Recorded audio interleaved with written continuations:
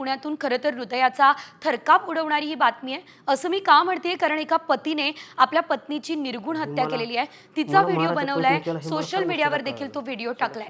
शिवदास आणि ज्योती गीते असं हे खराडीमध्ये भाड्याच्या घरात राहणारे हे दाम्पत्य शिवाजीनगर कोर्टात शिवदास स्टेनो म्हणून काम करत होता। मात्र एका परीक्षेत तो नापास झाला, त्यामुळे त्याला कामावरून कमी करण्यात आलेलं होतं। अभ्यास करून परीक्षा द्या असं पत्नी त्याला वारंवार सांगत असायची आणि याच रागातून खरं तर संतापलेल्या शिवदासने जवळच पडलेल्या एका कात्रीने पत्नीच्या गळ्यावरती सपासप वार केलाय। तो इतक्यावरच थांबलेला नाहीये, तर या ठिकाणी रक्ताच्या थारोळ्यात पडलेल्या पत्नीचा व्हिडिओ सुद्धा त्यानं बनवला असल्याचं पाहायला मिळतंय। आपल्या मुलासमोरच त्याने निर्दयीपणे हत्या केली आहे आणि नंतर तो पोलीस स्टेशनमध्ये हजर सुद्धा झालेला आहे।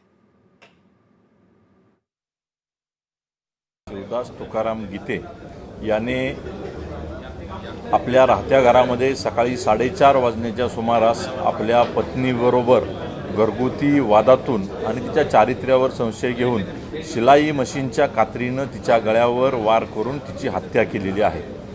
हत्या केल्यानंतर सदरचा आरोपी आहे हा खराडी पोलीस स्टेशन येथे आलेला होता।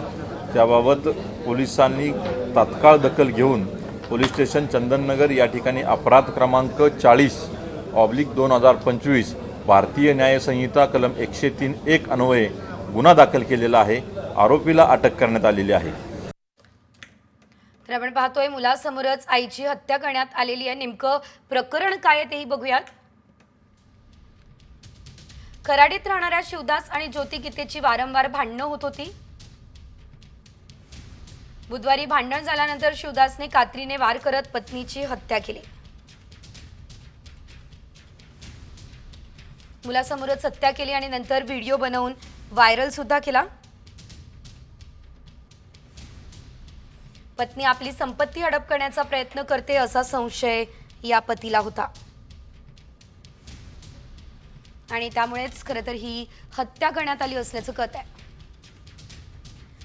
आपला जीव वाचवण्यासाठी नाईलाजानं पत्नीची हत्या केली असा दावा या व्हिडिओमध्ये या पतीनं केलाय।